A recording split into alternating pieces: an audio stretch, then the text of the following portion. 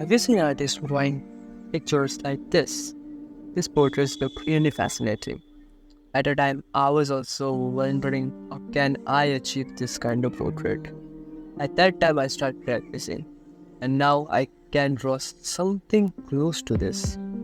And in this video, I will tell you how you can get where I am going.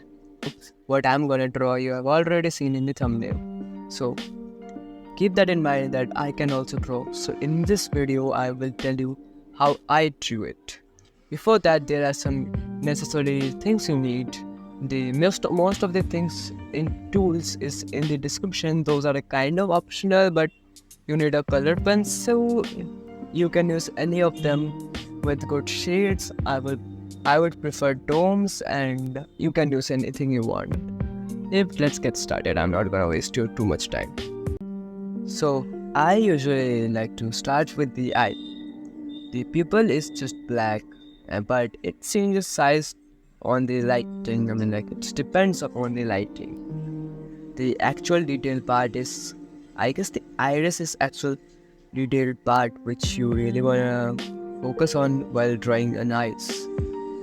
In a hyperrealism drawing, and it's especially more important. As you can see in the picture, it's really detailed. You can go for the highlights. I don't really care about the highlight because I have some tools which I can use for highlights. Good. And don't really forget that the eye is just a ball. It's nothing more. Don't forget about that. You can see that the light comes. It's a layer on top. You will get that shadow, that light, and don't forget to add the detailings in the iris. Iris is a really important part in the eye. Don't forget that it's a ball, so you have to add shading. Hope you remember how to add shade to a ball. We used to practice that. We all used to practice that while learning how to draw realism. We used to draw ball, shade it at the highlight, the shadow, just like that at the eye. After you have done the eye, what do we call it? The eyelash. Yes, the eyelash. The eyelash is quite optional. You can add the eyelash if you want. It depends on if it's overlapping the skin too much. If you can see the skin through it, then draw it later on. If you can't see it, then do it right now. Now, getting into this shading, get the lightest color you have, and then start at really smooth shading. Don't push your pencil too much. It's just a smooth. Keep it smooth. Use the edge so it's a shade, not a line. You need shades, not lines. So keep it smooth. Use the edge of the line. Keep it light. That's all I wanna say in the first shade.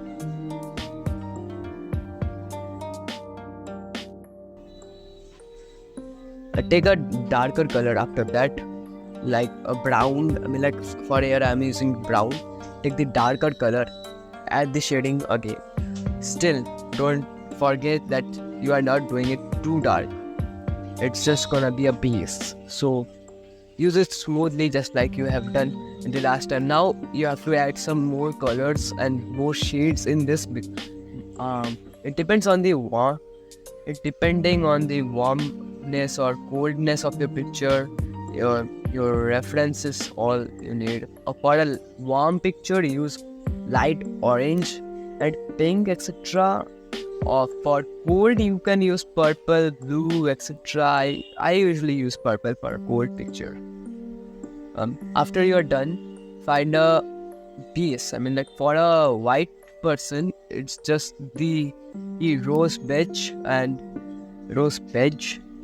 And for black, it's quite complicated. It's hard to explain in one video, so I will make a separate video about that. If I haven't made it yet, then subscribe and don't forget to leave a like. You can get the video as soon as I post it. So if I have already posted, it will be in the I button. You can check the right top corner for it. And after you are done adding the base colors, add sheets. start adding shades once more. But because last time when you add a shade, it was so your base color wouldn't look too flat. Now you are doing it for the actual depth. Now when you are adding the details, it will be better. So add the shades so for the depth now. Now you can do it a little bit darker. You can push your pencil a little bit. But now I wouldn't prefer that too much. Unless your pencils are too light and you can't see it on top of, then you can push. Still use the edge. So it's a shade, not a line. Don't forget, we need shades, not lines. And the detailings. The detailings are the most tough part in a portrait. So it will be quite complicated for you to understand. See, here I have put a sample so you can understand. There is the darkest color we use in a skin tone, and there is that lightest color we use in a skin tone. So I usually use 3 of them, but it's better if you use all of them because it's just better anyway. So if you are drawing like adding the details on top of the darkest color you have used in this whole skin tone, then use black for the detailing. Detailings are just dots, but still it depends a lot how your shade will look anyway. So if you are drawing on top of the darkest, then use black. If you drawing on top of the second darkest, then use the first darkest.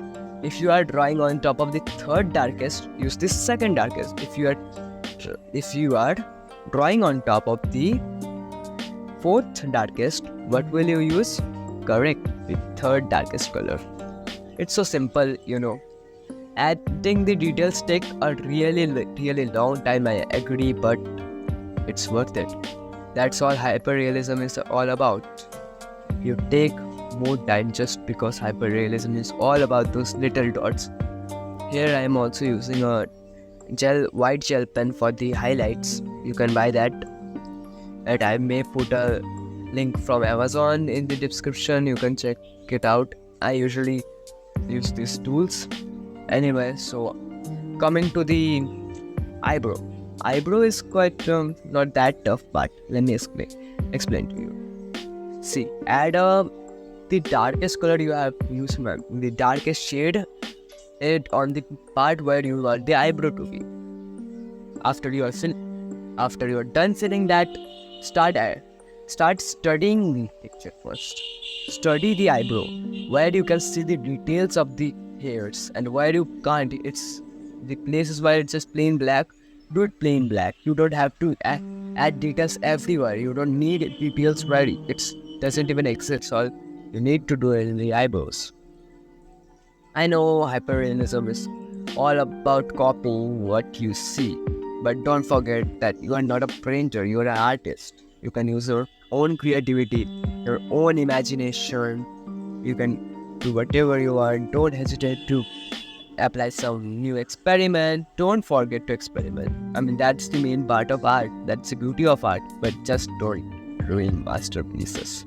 It really hurts when you ruin a masterpieces for experiment, but experiments make you improve. But I really hate to experiment on masterpieces, especially when the drawing is going really well, and then I try to experiment and ruin this stuff. But you have to experiment. That what helps you to improve.